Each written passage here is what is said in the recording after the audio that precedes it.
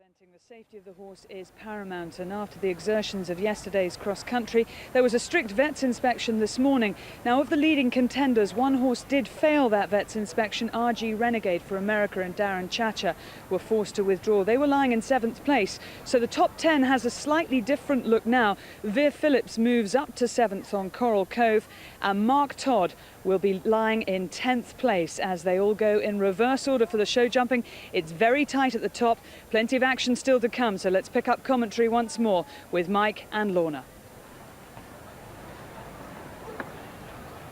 Well, this is where the crowd really have a buzz, because the top 10 all within literally less than 4 fences, and that is nothing for the top 10. Well, so the pens are out, the nerves are jingling, and what a way to start. The great Mark Todd with such a history here, 5 times winner on his very last ride, a man who has given so many youngsters the incentive to take on the sport, and he really has competed since he first came here in 1979 with wonderful dash as well as great skill as well. Regarded by many well-known pundits as the finest rider we've seen in the sport. So let's really enjoy this. Remember, he's in 10th place at the moment. His score 72.6.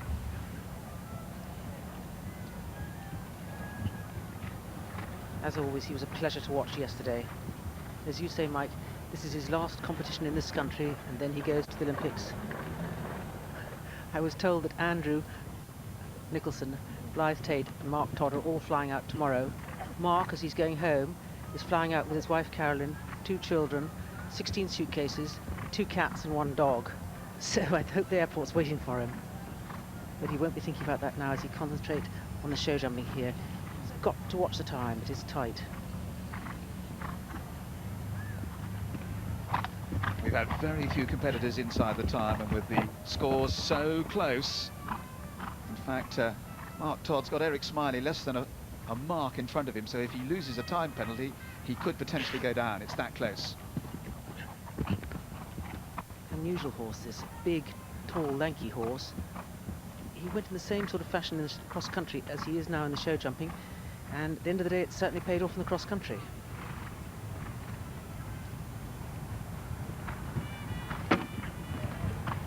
Jumps the last classic round inside the time. Mark Todd is his best, and so he signs off in typical style. He stays on 72.6. He's 10th at the moment, but he could go up. And we've seen it all before. 5 times winner of this great prize. And so he bows out here in Great Britain and heads off down for Sydney. And could he sign off there with a goal? In ninth now for Ireland, Eric Smiley. And he rides with well, from the great Mark Todd, it is now Eric Smiley from Ireland with Irish Patriot. And this a man who was so disappointed to miss the Olympics, perhaps by many people's views, so unlucky. Cecil Quinn and Dervla Quinn, the owners of this horse, have been very sporting, and I have to say that both Eric Smiley and Irish Patriot have really done them proud here. It was a good performance yesterday. They're 9th at the moment, 71.8. Now, clear round from Eric would really put the pressure on. Another very popular rider. It'd be really nice to see him here jump a clean round. Eric, a true sportsman. Very much an amateur. Loves his horses, loves his hunting, enjoys his eventing. This, amazingly enough, although he's competed internationally for years, is his first Burghley. Yes, first Burghley, but put it in context, Lorna, he has done 2 Olympics, so he is pretty experienced.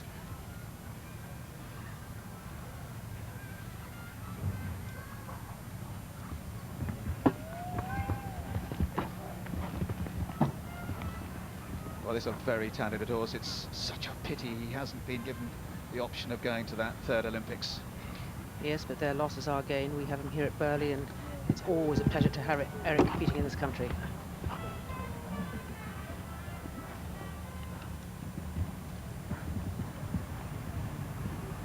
Many people thought this was going to be a second-grade competition without a lot of the stars, but it isn't.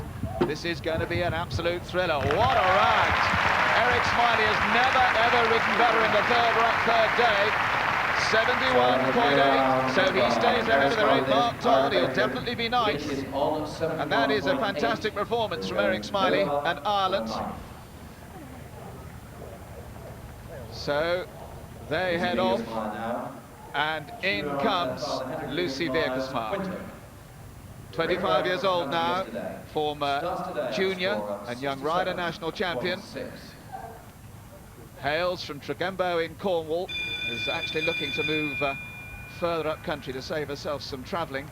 Her father's been a great trainer, Hendrik, and she's a young lady actually who writes for the Western Morning News down in the West Country, just to make sure she's got another career. But this lady has got a riding career on hand. She went very well yesterday, 8th, 67.6, she's right in there.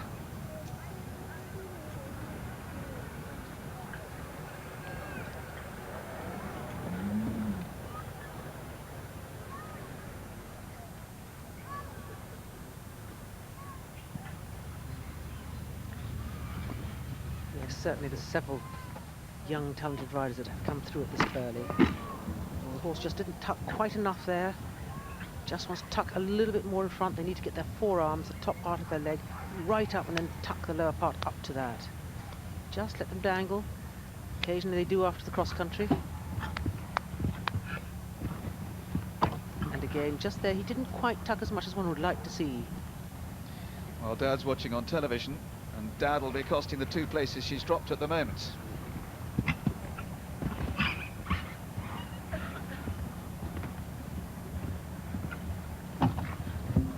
There again, he just fought her a little bit coming into the fence, and then as a result, when he jumped it, he was a fraction flat and just caught it.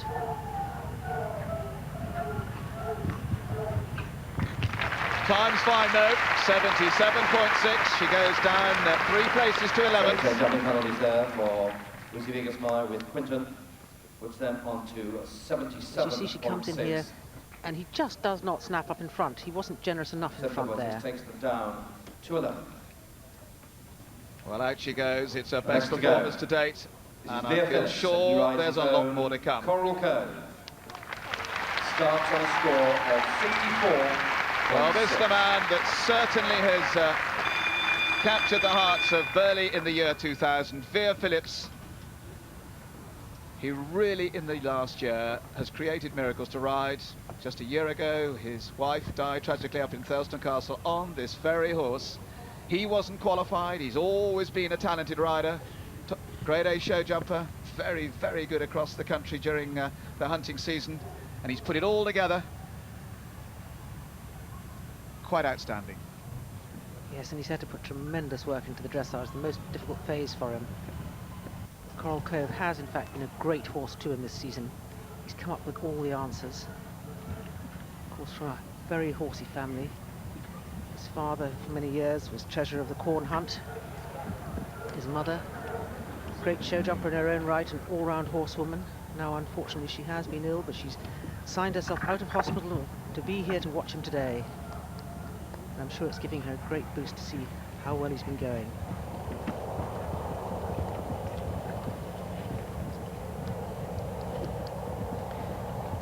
Brought this horse up to grade B show jumping himself, so he is a very experienced show jumper, but the nerves at a time like this and the pressure that's been on him lately are great. 7th place at the moment, 64.6, and he's got 4 horses just above him, all within a fence.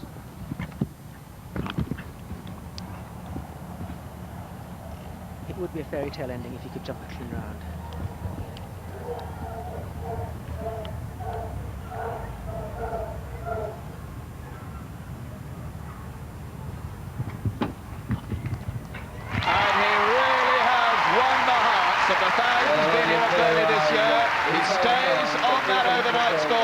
Of 64.6, and it's a fantastic achievement, and Vere would be the very first to admit that he couldn't have done it without the talents of Coral Cove. They have really cemented a wonderful partnership, and that'll be an overwhelming moment for Vere, but He stays in 7th, and he could go a lot Bill higher Morris now yet. for the United States of America. As in comes a young lady from America, Bill Morris, with Pathfinder. She was a reserve for the American team, opted not to go to Sydney, but come here instead. And so far, she's proved that right. Her mother was the first lady rider in the Olympics back in 1964, Lana DuPont as she was. And in fact, her mother now has been in the world of endurance riding. Very talented horsewoman, Beale's mum, and Beale certainly has inherited some of mum's great talents.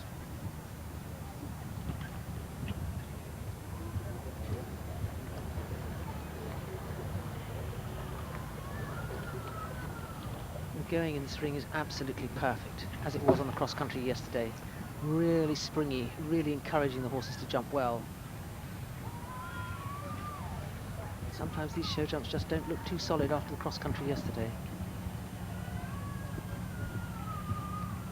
Now we really are talking about a round here that could be fighting for second place, because there's one fence now between, indeed, not only Bill Morris but Vere Phillips as well, and second place. And when the nerves jangle at this stage, that is not very much. Well, the course is 2 fences shorter than usual, and I'm sure they'll all be grateful for that.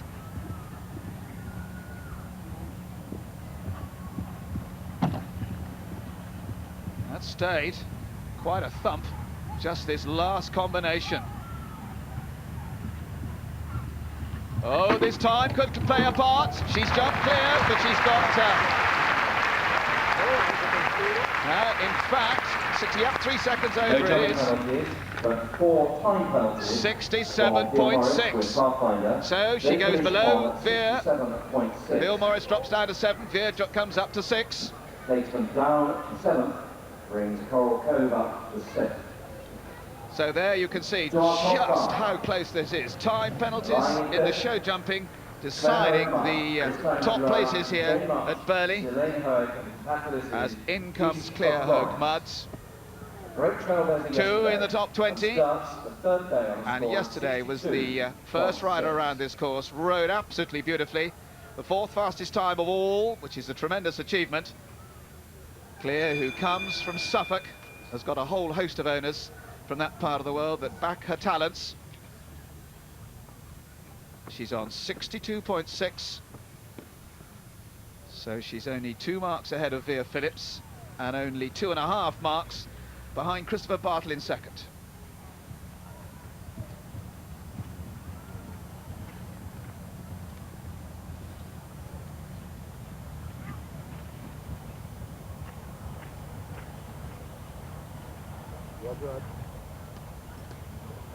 She had 1 fence down on her first horse, Dawes Willow Herb.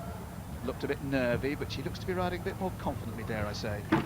Well, she's been round once, so she knows she's got to go slightly faster than she might by choice. She knows how the course rides.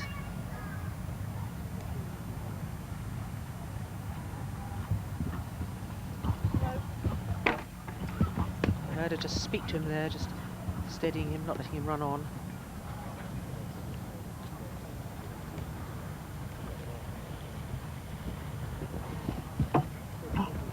So much at this point, it's very difficult not to get tense.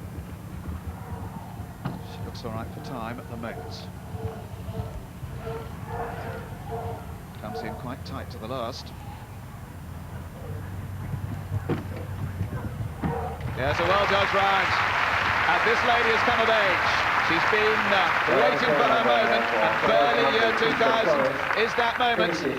We're going to hear a lot more. She stays on 62.6. And these riders are really taking the pressure. Claire Hogue-Mudd is going to stay at least 5th. And with that fine round has given her a chance to get higher than that yet. 61.6. Graham Law, the younger of the 2 talented Law brothers. His brother, of course, probably got an open line down to Sydney at this very moment. Middle of the night it may be. Leslie, of course, down there preparing sheer H2O.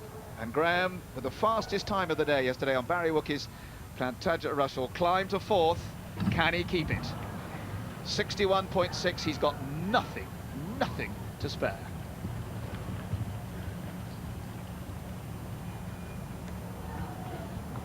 Yes, it did.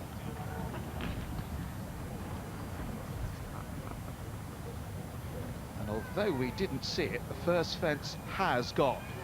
So he immediately goes down 3 places, down to 7th. Up comes Coral Cove and the rest of them. If he's not careful there, Mike, he could be getting some time faults too. He's not going very quick to start with.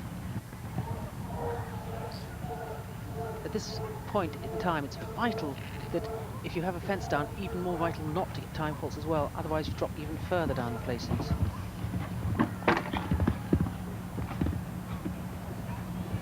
Just the odd little rattle there too. Real quality horse by Ranova. Barry Woodley over the years has found a lot of foals which he's developed on, and this is one he kept. He kept it, he thought he and his wife might enjoy 1 or 2 of the big competitions. Now he is in time, but he's got a bit of time to hand. He's dropped 3 places. So he only drops those 3 places. He had a little breathing space once he'd had those fences down. 73.6. So he goes 10th. He'll be very disappointed to drop that. But again, it's good to see this young man with a horse that might bring him into the reckoning when British teams are picked in the next few years ahead. So up comes Feast of Florius to 4th, Pathfinder, Coral Cove, they all come up. Coral Cove now up into 5th place, as in comes Merron Wallace from Australia with Gershwin III. Trained while she's been in England by Jane Wallace, who herself won this title not too far away from here. And I know Jane has felt this is one of the very best horses in the world. And Merron has really worked towards combining a partnership. There's Andrew Hoy rode this in the last Olympics in the individual, finished 11th then, when the horse was really inexperienced. But yesterday went brilliantly, 60.4, the final score. Lying 3rd.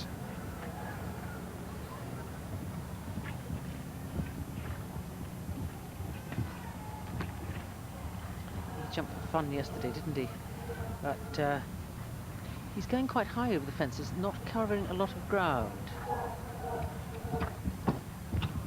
Yeah, she's not going that quickly, and she could easily have a time penalty, which again will drop her down behind Claire Hugmud and Vere Phillips.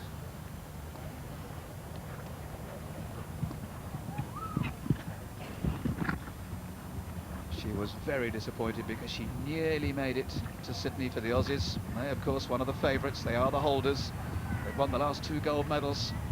And a fine performance here will certainly boost their confidence down under. And in fact, the time is all right. Merron Wallace, all the hard work.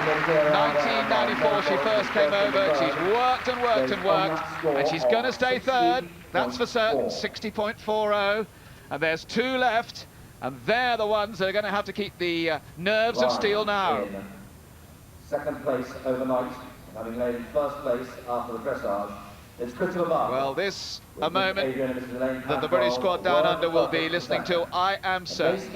No man more popular. Christopher Bartle with the Cantwell's Word Perfect the 2nd.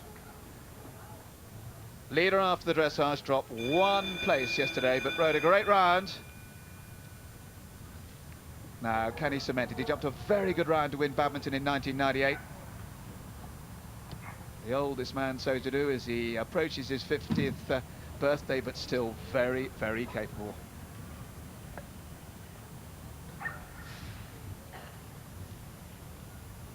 Just gave the first fence a little rattle there. Put everybody's hearts in their mouths. That's better.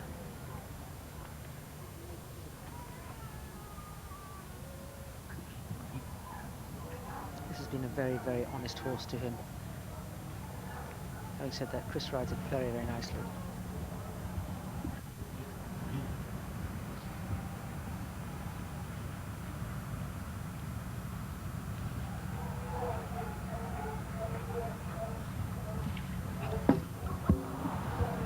Oh dear.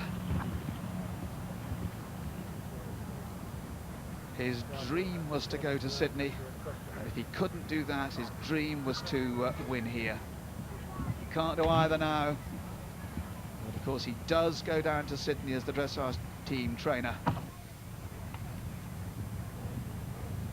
And now Feast of Florius has come up into second place and Coral Cove up into third place.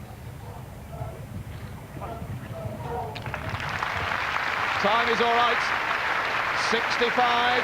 Goes down to fifth. It's still a great performance. He can go down to Sydney with his head held high. 65 takes them to fifth. Well, just pulled up with him behind. The horse was looking at the second part of the combination and just caught the first part with his back legs. It is Andrew Nicholson from New Zealand. He rides 4 So races the last man in, the man who can win that famous 53.8. pedigree title at Burghley for the second time. Andrew Nicholson won it in 1995, and he's on Mr. Smithy.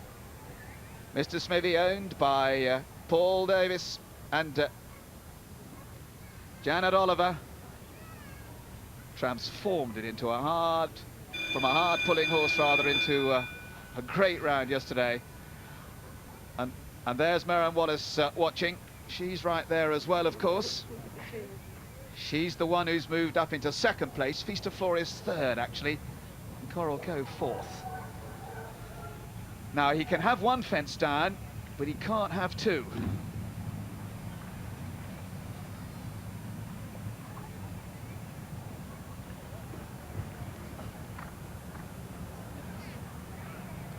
Well, Andrew, a man who won't let pressure get to him.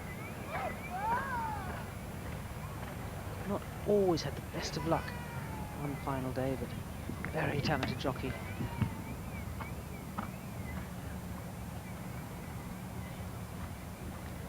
He needs to watch the time. If he has a fence, then the time will be very important. He could lose it on time if he has a fence.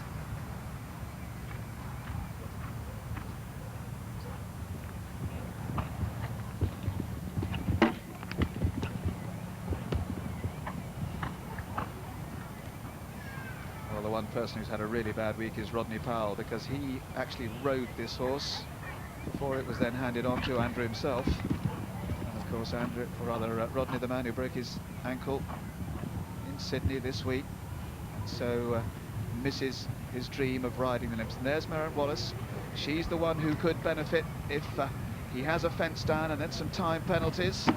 He's all right for time, he's all right for fences, he's done it. New Zealand have won it. And that's going to give their chances down in Aussie for those Olympics a great boost. He wins it in style, 53.8. He stays on that score, and Andrew goes down full of confidence, together with, of course, Toddy. New Zealand, who've never won an Olympic team gold medal, and they've done their chances no harm here. Third place, Claire Howick-Mark with Feast of Well, the crowd have enjoyed that dramatically close finish. So very, very close indeed. Sixth, Neil Morris with Pathfinder. Seventh, Eric Smiley with Irish. Well, that is the trophy that very shortly will be on its way to the Nicholsons. They bought a farm near Devizes in Wiltshire, and that will be the prize together with 20,000. There's confirmation. Marion Wallace, fine performance for Australia. New Zealand and Australia really getting a tremendous boost here at Burghley. But then I have to say Great Britain can certainly also get a boost for the performances of Claire Howick-Mark, Vere, Phillips, and of course Christopher Bartle. And truly international competition. America, Ireland, New Zealand again, with the great Todd eventually coming 8th in his last competition in Great Britain after 20 magical years. So let's have a look at that final round again, because iron nerves from Iron Man. Just think back, Lorna, to that moment when he so nearly went yesterday. Well, I'll be delighted to meet you. Yes, Ladies and gentlemen, Monsieur Didier Vere there's nothing and lucky his about team. today's round, though. Yesterday he had the luck to land back on the horse when it really threw him completely out of the saddle. But today he's very quiet, very cool. He knows exactly what he's got to do. It's not a bad show jumper, but it wouldn't be the easiest in the world. Andrew is so experienced and talented. He just comes round the bottom now to these last two fences as Marion watches.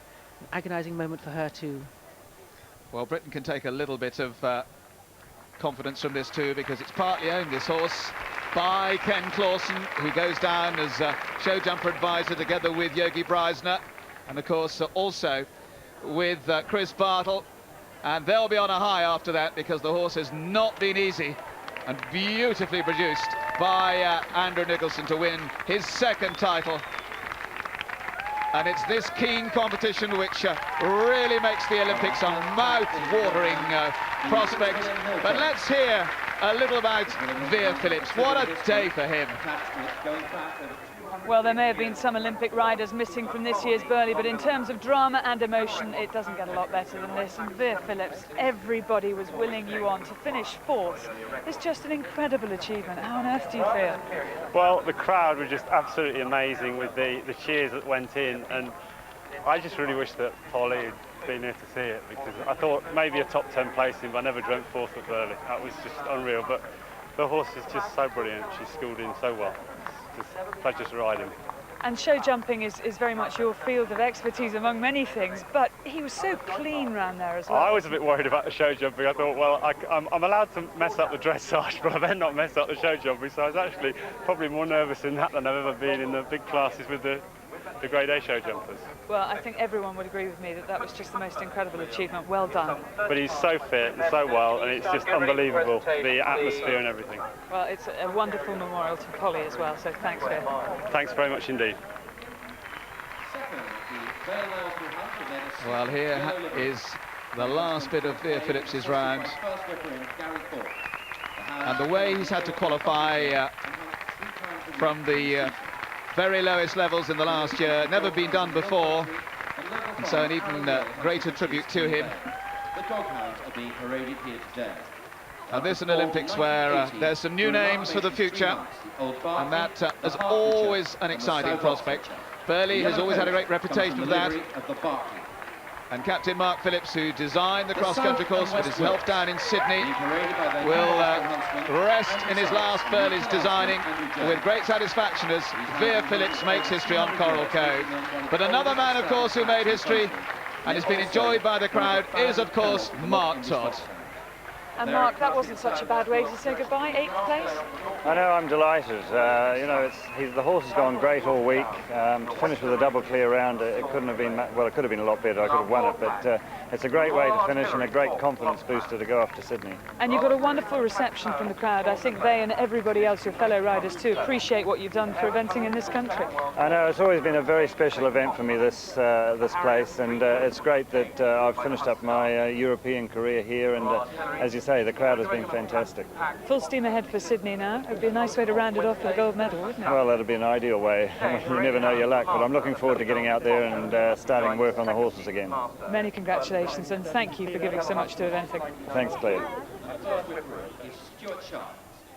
Well, here again is Mark Todd's final show jumping appearance. In fact, just 1 year ago, he retired.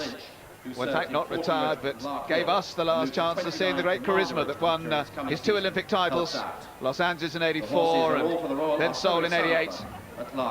And he's now safely tucked on Mark's farm in Cambridge, in New Zealand, where Mark, of course, will be setting up home after the Sydney Olympics.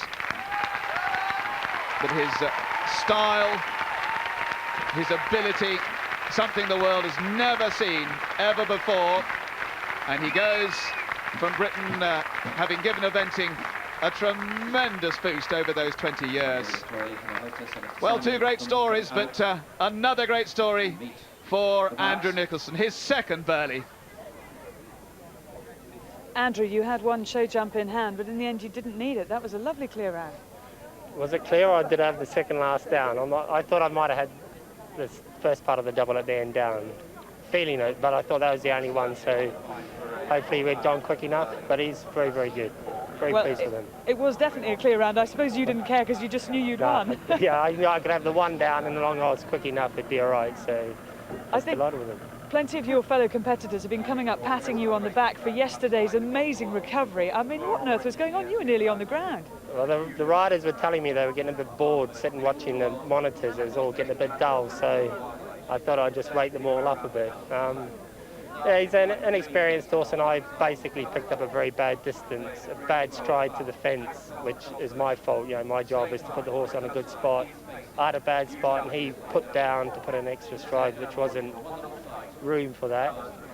I thought for that split second I tipped him over. Then when I realised he was staying very straight, I thought, well, I've got to stay on. Now we're up in the air here, and luckily he picked me up, and it actually didn't do him any harm. It sort of woke him up and it woke me up, and we got a bit more serious at the rest of it. I can't believe for 1 second that you were falling asleep. You've won many major competitions in the past, including Burghley, of course, in '95. But to have recovered from an incident like that, and for it to be so tight here today, I mean, there was real tension and drama. Yeah, it is, and we were watching the course earlier. It's a nice schedule. I mean, course at times very tight, which forces you into making mistakes. You know, you're trying to chase the clock, and which has made it probably more exciting for the people, which, if you got a good jumper, it suits you down to the ground. You know, I was pleased he is a careful jumper. And how much confidence does this give you going into the Olympics? It'd be a great boost, and I think for the rest of the squad, you know, it will help us no end, and I would think our selectors and grooms and chefs will be delighted to pick us up off the plane in one piece. Uh-oh, watch out, rest of the world, New Zealand are coming. Well done, Andrew. Thanks. Andrew Nicholson and Mr. Smithy were literally down on their noses at the Waterloo rails yesterday as they went round the cross-country, but they ended with a clear round. They were clear in the show jumping as well, and Andrew Nicholson wins his second Burghley Championship in the year 2000. Well, it really has been a memorable three-day event, and I think fourth place for Vere, Phillips and Coral Cove, more than anyone could have expected or hoped for. Also eighth for Mark Todd on his final appearance in Britain, but he and Andrew Nicholson will both be down in Sydney for the Olympics, and Hazel, I'll see you there. You will indeed, Sport. Buy a tinny when we get there. Now let's just remind you that Britain's three-day eventers will be in action a week on Saturday, and you'll be able to see their progress live in the wee hours of Saturday morning. So begins a fortnight of nocturnal viewing. If you're up for it, we'll supply the pictures. You'll have to